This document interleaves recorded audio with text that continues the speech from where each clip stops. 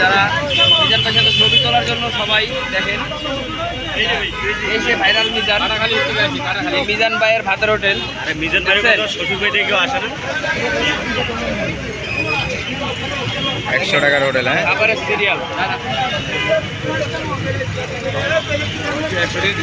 100 টাকার টোকেন। 100 দিয়ে একটা শয়ে শয়ে মানুষ। আর রাখেন না, একটু দাঁড়ান না,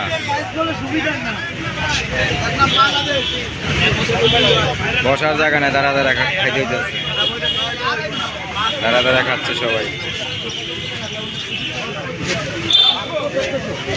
কতজন কি খাবে? গতকালকে কতজন খাওয়াইছিলেন?